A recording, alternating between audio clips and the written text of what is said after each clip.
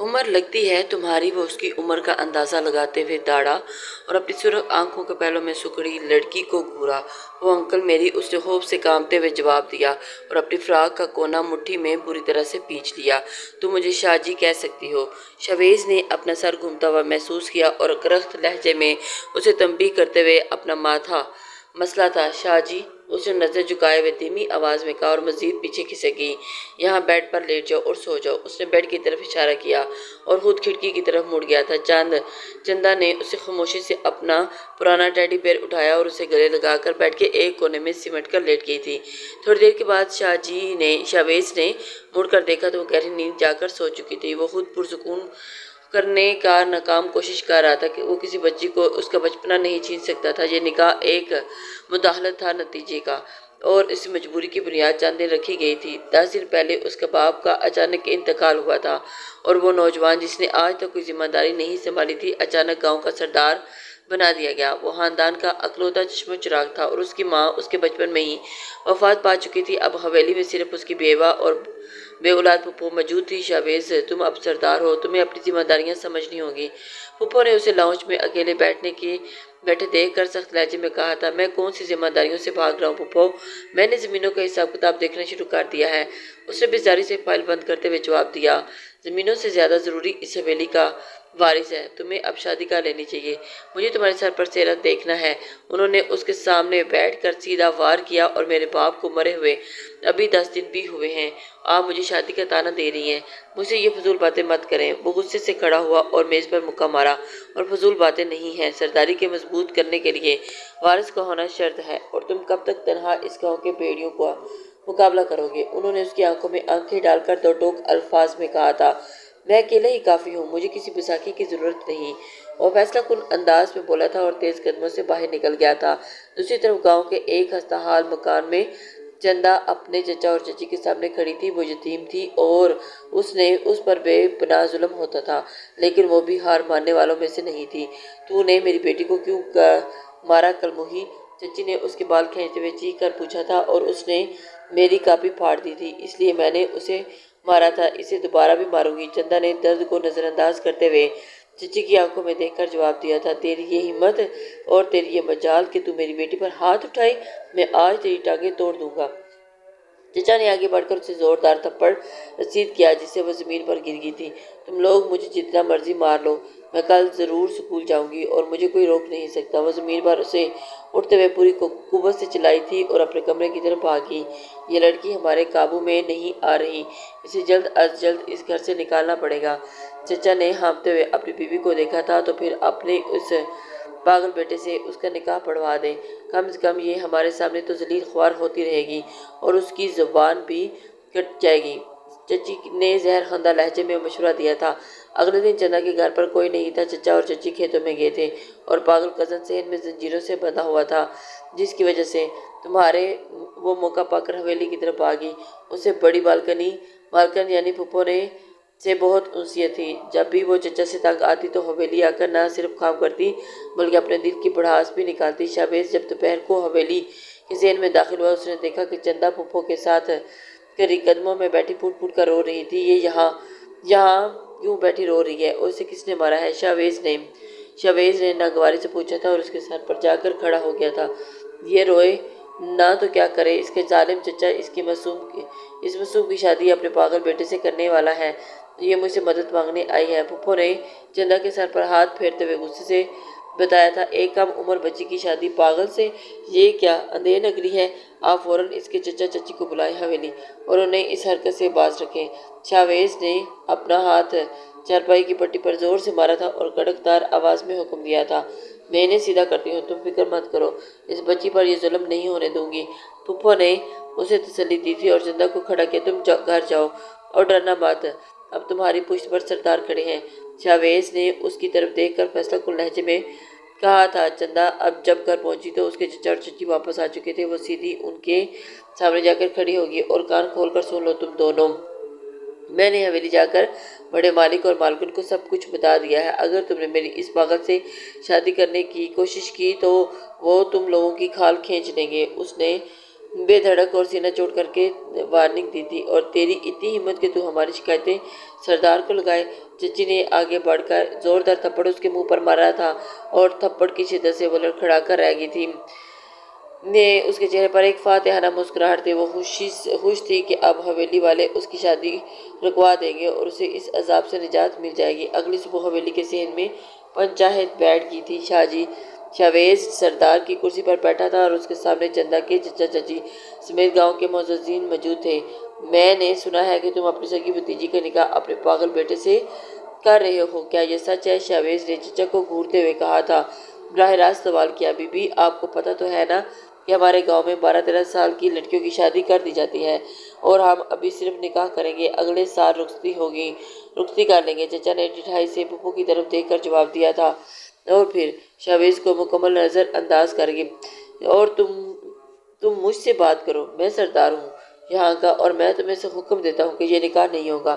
شاویز نے کرسی کے ہتھے پر مکہ مارتے ہوئے گرجدار آواز میں کہا تھا، سردار جی، آپ تو بھی بچے ہیں، آپ کو ہمارے رواجوں کا کیا علم؟ ہم غریبوں کی بیٹیاں تو بوجھ ہوتی ہیں۔ چچا جو کر رہا ہے بالکل ٹھیک کر رہا ہے۔ گاؤں کے ایک بوڑھے نے آگے بڑھ کر چچا کی تائید کی اور سب نے سر ہلا کر اس کے ساتھ دیا تھا۔ رواج کے نام پر ایک بچے کی زندگی تباہ کرنا جرم ہے، اور میں یہ جرم نہیں ہونے دوں گا۔ شاویز نے اپنی جگہ کھڑے ہو کر وارننگ دی تھی، اور یہ ہمارے گھر کا اندرونی معاملہ ہے سردار جی، ہم اس کی بہتری ہی چاہتے ہیں، آپ اس میں مداخلت نہ کریں۔ چچا نے سینہ تان کر جواب دیا تھا اور پنچایت ختم ہونے کا اشارہ کرتے ہوئے مڑ گیا۔ شاویز غصے سے پاگل ہو رہا تھا۔ پنچایت ختم ہونے کے بعد وہ سیدھا پھپھو کے کمرے میں گیا۔ یہ کیا بات ہوئی پھپھو؟ ہم سردار ہیں اور ہماری بات کسی نے نہیں مانی، یہ کیسے ہو سکتا ہے؟ سب اس بڈھے کی تائید کر رہے ہیں، ایسا کیسے ہو سکتا ہے؟ وہ اس کی جانب بڑھ کر بولا، مجھے سرداری کا کیا فائدہ جب میرا حکم نہیں چلتا؟ وہ کمرے میں ٹہلتے ہوئے جھنجھلاہٹ سے بولا تھا، ابھی تم نے سردار ہو شاویز، تمہیں ان لوگوں کے دلوں میں اپنی جگہ بنانی ہے اور اپنی سرداری والا رعب قائم کرنا ہے، اسی لیے تب ہی بات بنے گی۔ پھپھو نے اسے ٹھنڈے دماغ سے مشورہ دیا تھا، صورتحال سمجھائی، رعب قائم کرنے کے لیے مجھے کیا کسی کا قتل کرنا پڑے گا؟ یہ لوگ میری عمر کا فائدہ اٹھا رہے ہیں، اس نے دیوار پر مکہ مارتے ہوئے کہا تھا، یہ تمہاری نوعمری کا فائدہ اٹھا رہے ہیں، تمہیں انہیں بتانا ہوگا کہ طاقت عمر کی محتاج نہیں ہوتی، وقت آنے پر اپنا فیصلہ ان پر مسلط کرنا سیکھو۔ انہوں نے اس کی آنکھوں میں دیکھتے ہوئے اسے سبق دیا تھا، اور چند دن کے بعد چندا کی شادی کا دن آ گیا۔ وہ ہرگز یہ شادی نہیں کرنا چاہتی تھی، اس لیے موقع پا کر گھر سے بھاگی اور سیدھی حویلی آ گئی تھی۔ اس دن بڑی مالکن شہر ایک پوتکی پر گئی ہوئی تھی اور شاویز حویلی میں ہی اکیلا تھا۔ مجھے بچا لیں سردار جی، میں اس پاگل سے شادی نہیں کرنی، میں مر جاؤں گی مگر اس کے ساتھ نہیں جاؤں گی۔ وہ ہانپتے ہوئے حویلی کے صحن میں گری اور شاویز کے آگے ہاتھ جوڑ دیے تھے۔ اسی وقت گاؤں والوں کا ایک بڑا ہجوم حویلی کے دروازے پر جمع ہو گیا۔ چچا آگے تھا اور اس کے ہاتھ میں ایک موٹا ڈنڈا تھا۔ لڑکی کو باہر نکالیں سردار جی، یہ ہمارے گھر کی عزت ہے اور آپ اسے حویلی میں نہیں رکھ سکتے۔ چچا نے دروازے پر کھڑے ہو کر چلا کر کہا، یہ لڑکی مجھ سے پناہ مانگنے آئی ہے، سردار کے در پر آئے کسی مظلوم کو واپس نہیں لوٹا دیا جاتا۔ شاویز نے چندا کو اپنے پیچھے کیا اور ہجوم کا سامنا کیا، آپ ہمارے رواجوں کو پامال کر رہے ہیں، یہ پنچایت کا فیصلہ تھا، آپ اکیلے پنچایت سے بغاوت نہیں کر سکتے۔ اور ایک اور گاؤں والے نے آگے بڑھ کر اسے للکارا، میں سردار ہوں اور میرا فیصلہ پنچایت کا ہی فیصلہ ہے، یہ نکاح نہیں ہوگا۔ شاویز نے بندوق نکال کر ہوا میں لہرائی اور ان پر واضح کیا کہ اگر آپ کو اس لڑکی سے اتنی ہمدردی ہے تو خود کیوں نہیں شادی کر لیتے اس سے؟ آپ اسے حویلی میں رکھ کر ہماری عزت نیلام نہیں کر سکتے، ورنہ اسے ہمارے حوالے کریں۔ چچا نے نہایت چالاکی سے ایسا وار کیا جس نے شاویز کو لاجواب کر دیا۔ ہاں، اگر اتنی فکر ہے تو سردار خود نکاح کر لیں، ورنہ لڑکی باہر نکالے۔ پورے ہجوم نے ایک ساتھ نعرہ لگانے شروع کر دیے۔ شاویز کو ان کی چالاکی پر بے حد غصہ آیا۔ انہوں نے اسے باتوں باتوں میں اس طرح سے پھنسا لیا کہ اب اس کے پاس کوئی اور راستہ نہیں بچا تھا۔ اگر وہ لڑکی کو واپس کرتا تو اس کی سرداری پر دبا لگتا، اگر نہ کرتا تو گاؤں میں بغاوت ہو جاتی۔ اس نے مڑ کر چندا کو دیکھا اور خوف سے تھر تھر کانپ رہی تھی۔ ٹھیک ہے، مولوی کو بلاؤ، میں شادی کر لیتا ہوں اس سے، اور آج کے بعد یہ اس حویلی کی عزت ہے، کسی نے اس کی طرف آنکھ اٹھا کر بھی دیکھا تو اس کی آنکھیں نکال دوں گا۔ شاویز نے گرجتے ہوئے اعلان کیا اور بندوق کا رخ ہجوم کی طرف کر دیا تھا۔ اس کے اس ایک جملے نے سب کو خاموش کر دیا۔ کسی کو بھی امید نہیں تھی کہ وہ اتنا بڑا قدم اٹھا لے گا۔ مولوی کو بلایا گیا اور شاویز نے سب کے سامنے اس 11 سالہ چندہ سے نکاح کر لیا۔ اب نکلو یہاں سے اور آئندہ اس لڑکی کے سائے کے قریب بھی پھٹکنے کی کوشش مت کرنا۔ اس نے چچا اور اس کے رشتے داروں کو ذلیل کر کے حویلی سے چلتا گیا تھا اور رات کو کمرے میں جا کر جب اس نے چندہ کی عمر پوچھی تو اسے احساس ہوا کہ اس نے انا اور سرداری کی جنگ میں کتنا بڑا فیصلہ کر لیا۔ وہ کسی بچی کی زندگی یوں قید نہیں کر سکتا تھا، اس لیے اس نے اسی کو بالکل رات کے ایک حتمی فیصلہ کر لیا تھا اور اگلے دن جب پھوپھو شہر سے واپس آئی تو انہیں پورے واقعے کی خبر ملی تھی۔ وہ سیدھی شاویز کے کمرے میں گئی۔ تم نے کل رات جو کیا وہ ایک سچے سردار کی نشانی ہے، تم نے مظلوم کا ساتھ دیا تھا، مجھے تم پر فخر ہے، انہوں نے اس کا ماتھا چومتے ہوئے کہا تھا۔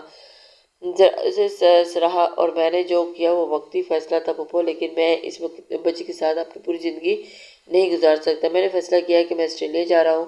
اس نے اپنا سوٹ کیس بند کرتے ہوئے انہیں دو ٹوک جواب دیا تھا۔ یہ تم کیا بکواس کر رہے ہو؟ تم سرداری اور اس بچی کو یوں تنہا چھوڑ کر نہیں جا سکتے، یہ تمہاری ذمہ داری ہے۔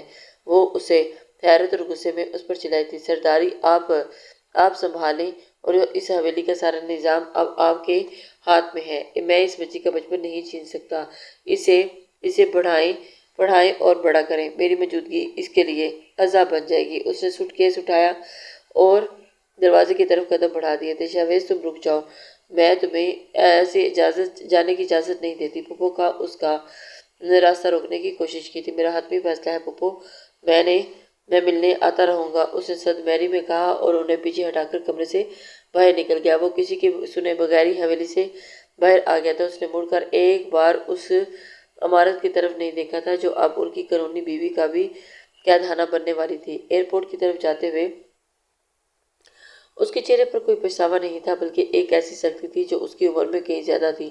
سڑک کے کنارے درخت تیزی سے پیچھے کی طرف بھاگ رہے تھے اور وہ بالکل اسی طرح جیسے وہ اپنی ذمہ داری سے بھاگ رہا تھا۔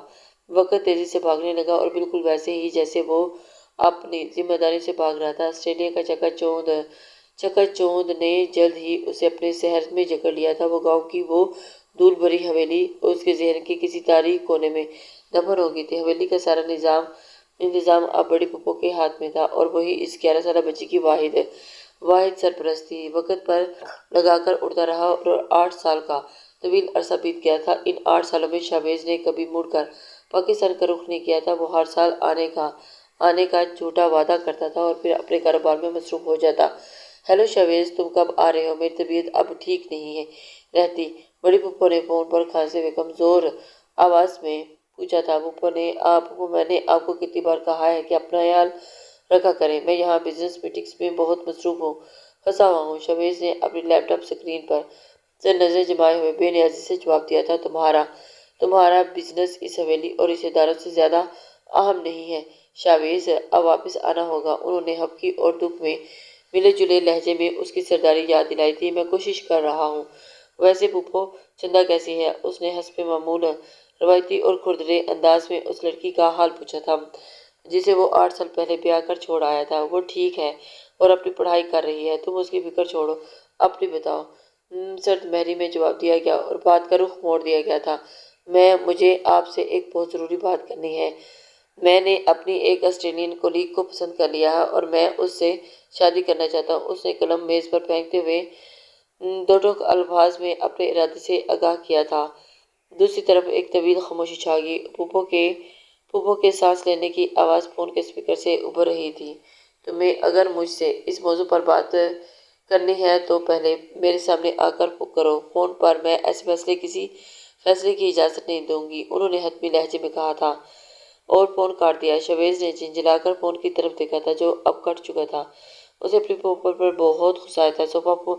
فون صوفے پر اچھال دیا گیا۔ وہ جانتا تھا کہ پھوپھو کو منانا فون پر ممکن نہیں تھا، اس لیے اسے بدل ناخواستہ 8 سال بعد پاکستان واپس آنے کا فیصلہ کرنا پڑا تھا۔ اور 8 سال بعد جب وہ حویلی کے بڑے دروازے کے اندر داخل ہوا تو اسے سب کچھ ویسا ہی لگا جیسا وہ چھوڑ کر گیا تھا۔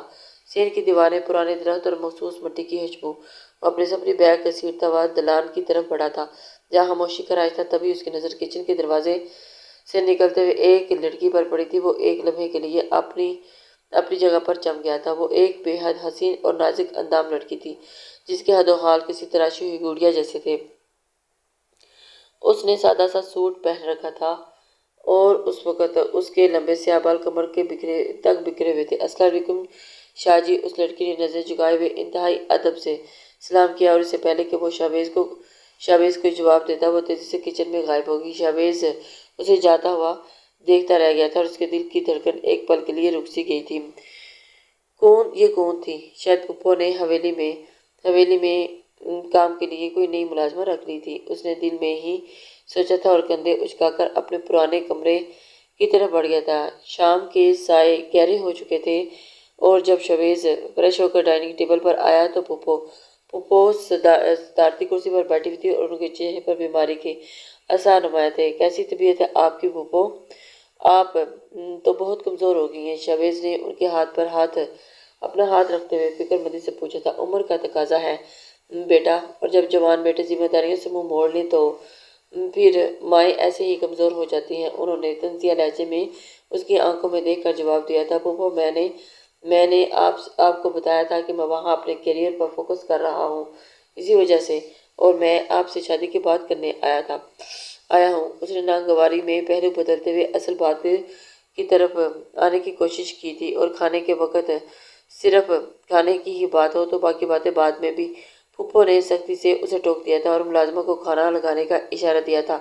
تب بھی شہباز کی حیرت کی انتہا نہ رہی جب دوپہر والی خوبرو لڑکی ڈائننگ روم میں داخل ہوئی تھی اور پورے حق کے ساتھ شہباز کے بالکل سامنے والی کرسی پر برجمان تھی۔ اس نے اپنے نیلے رنگ کا لباس پہن رکھا تھا اور اس کا چہرہ بغیر میک اپ کے اب چاند کی طرح دمک رہا تھا۔ ملازمہ ہمارے ساتھ ٹیبل پر کیوں بیٹھ رہی ہے پھپھو؟ شہباز نے ماتھے پر بات ڈالتے ہوئے غصے سے اور حیرت کے ملی جلی تاثرات کے ساتھ پوچھا تھا۔ اس لڑکی کے ہاتھ جو پلیٹ کی طرف بڑھ رہے تھے وہیں رکے تھے۔ اس نے ایک نظر شہباز پر ڈالی تھی اور پھر دوسری نظریں جھکا لیں۔ زبان سنبھال کر بات کرو شہباز، یہ اس حویلی کی مالکن اور تمہاری بیوی چندا ہے، جسے اب سب محجبین کہتے ہیں۔ پھپھو کی گرجدار آواز پورے ڈائننگ ٹیبل میں گونجی تھی اور پھر شہباز کو لگا کہ جیسے کسی نے اس کے دماغ پر ہتھوڑا مارا ہو۔ اس کی آنکھیں پھٹی کی پھٹی رہ گئی تھیں۔ بے ساختہ اپنی جگہ سے کھڑا ہو گیا۔ یہ چندا ہے، وہ چھوٹی سی روتی ہوئی بچی جسے میں یہاں چھوڑ کر گیا تھا؟ اور اس نے ناقابل یقین نظروں سے اس نازک گڑیا کو دیکھا جو اب واقعی ہی محجبین بن چکی تھی۔ ہاں، یہ وہی چندا ہے جس کا تم نے بچپن چھینا اور پھر اسے حویلی کی دیواروں میں قید کر خود آزاد اڑ گئے تھے۔ پھپھو نے اسے اس کی حقیقت یاد دلاتے ہوئے طنز کے تیر چلائے تھے۔ محجبین نے خاموشی سے کھانا شروع کر دیا تھا اور اس کے چہرے پر کوئی تاثر نہیں تھا، جیسے اسے شہباز کی موجودگی اور اس کی باتوں سے کوئی فرق ہی نہ پڑتا ہو۔ تم بیٹھ کر کھانا کھاؤ شہباز، ہم بعد میں بات کرتے ہیں۔ اس کی پھپھو نے اسے خاموش رہنے کے لیے کہا تھا۔ تماشا مت بناؤ، پھپھو نے اسے گھورتے ہوئے حکم دیا تھا اور شہباز دب سے کرسی پر بیٹھ گیا تھا، مگر اس کی بھوک اٹھ چکی تھی۔ وہ چوری چھپے محجبین کو دیکھ رہا تھا، اس کی خوبصورتی، اس کی نزاکت اور اس پر پراسرار خاموشی۔ شہباز شافٹ کر دیا گیا تھا۔ وہ جس کولیگ سے شادی کے خواب دیکھ رہا تھا وہ محجبین کی ایک جھلک کے سامنے ماند پڑ گئی تھی۔ کھانے کے بعد محجبین بنا کوئی بات کیے اپنے کمرے میں چلی گئی تھی اور شہباز اب کمرے میں آ گیا تھا، مگر اس کا دماغ کسی بھنورے کی طرح گھوم رہا تھا اور فوراً فون کی اسکرین پر بار بار روشنی ہو رہی تھی۔ وہ آسٹریلین کولیگ مسلسل کال کر رہی تھی، مگر شہباز نے فون کو سائلنٹ کر دیا اور بیڈ پر پھینک دیا تھا۔ یہ کیسے ممکن ہے کہ وہ چھوٹی سی سیمائی ہوئی بچی اتنی پرکشش اور خوبصورت عورت کیسے بن سکتی ہے؟ وہ کمرے میں ٹہلتے ہوئے خود کلامی کر رہا تھا۔ اسے یاد آیا کہ وہ کس طرح محجبین نے اسے دوپہر کو سلام کیا تھا اور وہ کس طرح وہ پورے اعتماد کے ساتھ ڈائننگ ٹیبل پر آ کر بیٹھی تھی۔ اس کے اندر ایک عجیب سی بے تابی جنم لے رہی تھی۔ وہ لڑکی جو اس کی قانونی بیوی تھی، جسے وہ اپنے لیے ایک بوجھ سمجھتا آیا تھا، آج اسے وہ بوجھ اپنی زندگی کی سب سے قیمتی متاع لگنے لگا تھا۔ اگلے چند دن شہباز کے لیے کسی کڑے امتحان سے کم نہیں تھے۔ محجبین کے بی اے کے پیپرز ہو رہے تھے۔ وہ اپنا سارا وقت صرف اپنے کمرے میں ہی پڑھائی کرتے ہوئے گزارتی تھی۔ اس کی ایک جھلک دیکھنے کے لیے لاؤنج اور کچن کے چکر لگاتا تھا، مگر محجبین کی طرف کوئی خاص رد عمل ظاہر نہیں ہوا تھا۔ ملتا تھا۔ پھوپھو ماجبین سارا دن کمرے میں کیوں بند رہتی ہے اور مجھ سے ناراض ہے؟ شاویز نے ایک دن ہمت کر کے پھوپھو سے اس نے ہمت کر کے پوچھ لیا تھا۔ وہ تم سے کیوں ناراض ہوگی؟ تم کون سا اس کے ساتھ پلے بڑے ہو؟ اس کے امتحانات چل رہے ہیں اور وہ پڑھائی میں بہت سنجیدہ ہے۔ پھوپھو نے اخبار کا مطالعہ جاری رکھتے ہوئے سرد مہری سے جواب دیا تھا۔ مگر میں اس کا شوہر ہوں، اسے مجھ سے تو بات کرنی چاہیے۔ اس نے جھنجھلا کر کہا۔ شوہر کا لفظ تمہارے منہ سے اچھا نہیں لگتا شاویز۔ تم نے 8 سال میں کتنی بار اس سے بات کرنے کی کوشش کی جو اب تمہیں اس کی گفتگو کی طلب ہو رہی ہے؟ پھوپھو نے اخبار طے کرتے ہوئے اسے جواب دیا تھا۔ اسے آئینہ دکھایا۔ شاویز لاجواب ہو کر رہ گیا تھا۔ وہاں اسے اٹھ گیا اور اس کا غرور ٹوٹ رہا تھا اور ماجبین بے نیازی سے اسے اندر ہی اندر کھا رہی تھی۔ اگلی صبح جب شاویز کی آنکھ کھلی تو سورج پوری طرح سے نکل چکا تھا اور انگڑائی لیتے ہوئے بالکونی میں آیا تو نیچے صحن کا منظر دیکھ کر تو اس کے ماتھے پر شدید غصے کے بل پڑ گئے تھے۔ اس کا کزن فواد اپنی گاڑی کا دروازہ کھولے کھڑا تھا اور ماجبین مسکراتی ہوئی گھر سے باہر آ رہی تھی۔ فواد نے مسکرا کر اسے کچھ کہا اور جس پر ماجبین نے اسپات میں سر ہلا دیا تھا اور گاڑی کی فرنٹ سیٹ پر بیٹھ گئی تھی۔ فواد نے دروازہ بند کیا اور خود ڈرائیونگ سیٹ پر بیٹھ کر گاڑی سے باہر نکل گئی تھی۔ گاڑی حویلی سے باہر نکل کر شاویز کو لگا کہ جیسے کسی نے اس کے سینے پر دہکتا ہوا کوئلہ رکھ دیا اور اس کے ہاتھ کی مٹھی خود بہت پیچ گئی تھی۔ یہ فواد کیا جرأت ہے کہ وہ میری بیوی کو اپنی گاڑی میں بٹھا کر لے کے جائے؟ وہ غصے سے پھنکارتا ہوا سیدھا پھوپھو کے کمرے میں گیا تھا۔ پھوپھو، یہ فواد ماجبین کو کہاں لے کر گیا ہے؟ اس نے کمرے کا دروازہ زور سے کھولتے ہوئے تیز آواز میں پوچھا تھا۔ وہ اسے اس کا پیپر دلوانے یونیورسٹی لے کر گیا تھا۔ تم اتنا کیوں چیخ رہے ہو؟ پھوپھو نے اپنی تصویر پڑھتے ہوئے انتہائی سکون سے جواب دیا۔ میں اس کا شوہر ہوں اور حویلی کا سردار ہوں۔ میری بیوی کو یونیورسٹی چھوڑنے کا کام میرا ہے، کسی اور کا نہیں۔ وہ کیوں کسی اور کے ساتھ جائے گی؟ حق صرف میرا ہے۔ وہ فواد کے ساتھ کیوں گئی؟ شاویز نے غصے سے پھٹ پڑا تھا اور اس کی رگیں تن گئی تھیں۔ تمہاری بیوی کا شوہر 8 سال تک کہاں تھا؟ شاویز، جب تم اپنی ذمہ داری چھوڑ کر آسٹریلیا بھاگے تو کسی نہ کسی کو تو اس کی ذمہ داری اٹھانی تھی نا؟ پھوپھو نے تصویر روک دی اور اسے سخت نظروں سے دیکھا تھا۔ اس کا یہ مطلب نہیں کہ فواد اس کے اتنے قریب ہو جائے گی۔ یہ برداشت نہیں کروں گا میں، وہ دانت پیستے ہوئے چلایا تھا۔ اور فواد ہی اس کے سارے کام کرتا ہے، اس کی کتابیں لانا، اسے کالج چھوڑنا اور اس کی ہر ضرورت کا خیال رکھنا، یہ سب فواد نے کیا۔ تم نے کیا کیا اس کے لیے سوائے ایک کھوکھلا رشتہ دینے کے؟ پھوپھو کے الفاظ کسی نشتر کی طرح اس کے دل میں اترے تھے۔ میں اب آ گیا ہوں نا، اب فواد کے قریب نہیں بھٹکے گا، اس نے فیصلہ کن انداز میں اعلان کیا اور تیز قدموں سے باہر نکل گیا تھا۔ پھوپھو نے ایک گہرا سانس لیا اور دوبارہ کے تسبیح کے دانے گرانے لگی تھی۔ وہ جانتی تھی کہ شاویز کے اندر سویا ہوا سردار اور ایک مرد کی انا جاگ چکی ہے اور شاویز سارا دن بے چینی سے لاؤنج میں ٹہلتا رہا۔ دوپہر کو جب فواد کی گاڑی واپس آئی تو حویلی میں داخل ہوئی تو شاویز پہلے ہی پورچ میں کھڑا تھا۔ فواد نے گاڑی روکی اور ماجبین گاڑی سے باہر نکل آئی تھی۔ فواد نے کیسا ہوا تمہارا پیپر ماجبین؟ فواد نے مسکراتے ہوئے پوچھا تھا۔ بہت اچھا، تھینک یو فواد بھائی۔ ماجبین نے شکر گزار نظروں سے اسے دیکھا اور حویلی کے اندر چلی گئی تھی۔ شاویز کا خون کھول اٹھا تھا اور فواد کی طرف بڑھا۔ آئندہ تم میری بیوی کو پک اینڈ ڈراپ نہیں دو گے فواد، یہ میرا کام ہے۔ شاویز نے فواد کے گریبان کے قریب انگلی اٹھاتے ہوئے سخت وارننگ دی تھی۔ شاویز بھائی، میں تو بس پھوپھو کے کہنے پر ماجبین کی مدد کر رہا تھا، آپ بلا وجہ غصہ کر رہے ہیں، فواد نے الجھن سے اسے دیکھتے ہوئے کہا تھا۔ اور بے شک صفائی پیش کرنے کی کوئی مجھے صفائی نہیں چاہیے، جو میں نے کہا وہ کان کھول کر سن لو۔ اب ماجبین کے ہر کام ذمہ داری میری ہے۔ شاویز نے اپنا فیصلہ سنایا تھا اور اندر کی طرف بڑھ گیا تھا۔ فواد حیرت سے جاتا ہوا دیکھتا رہ گیا تھا۔ ماجبین کا اگلا پیپر 2 دن بعد تھا۔ ان 2 دنوں میں شاویز نے ماجبین سے بات کرنے کی کئی بار کوشش کی مگر وہ ہمیشہ اسے نظر انداز کر کے نکل جاتی۔ وہ جتنا اسے اگنور کرتی، شاویز کی بے-تابی میں اتنا ہی اضافہ ہوتا چلا جا رہا تھا۔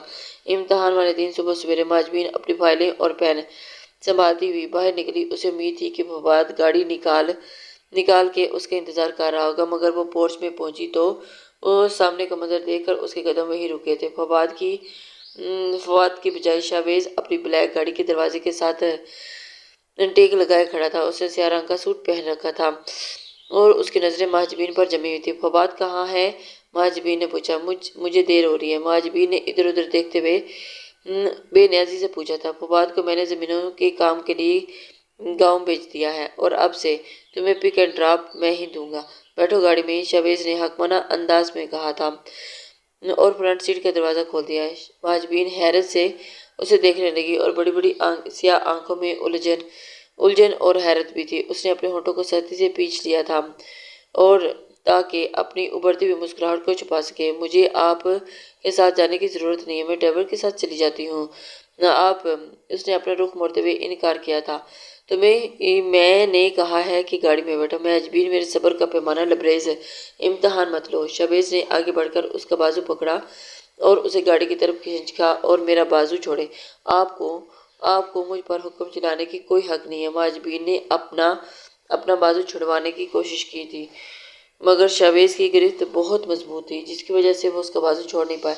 मैं तुम्हारा शोहर हूँ और मुझे तुम पर हर तरह का हक हासिल है। खामोशी से बैठ जाओ, वरना मैं तुम्हें उठाकर गाड़ी में डाल दूंगा। उसने उसकी आंखों में आंखें झांकते हुए धमकी दी थी। महाजबीन ने हार मानते हुए गुस्से से उसे घूरा और गाड़ी में बैठ गई। शावेज ने एक फातिहाना मुस्कुराहट के साथ दरवाज़ा बंद किया और ड्राइविंग सीट पर आकर बैठ गया। रास्ते में मुकम्मल खामोशी थी। महाजबीन खिड़की से बाहर देख रही थी और शावेज बार बार शीशे से उसके चेहरे को बगौर देख रहा था और उसका दिल कर रहा था कि वो उससे बहुत सी बातें करे, लेकिन समझ नहीं आ रहा था कि वो शुरुआत कहाँ से करे। तुम्हारी पढ़ाई कैसी जा रही है? आखिरकार शावेज ने खामोशी को तोड़ने की मुकम्मल कोशिश की थी। बहुत अच्छी चल रही है शावेज, शुक्रिया। महाजबीन ने बगैर उसकी तरफ देखे इंतहाई मुख्तसर जवाब दिया था।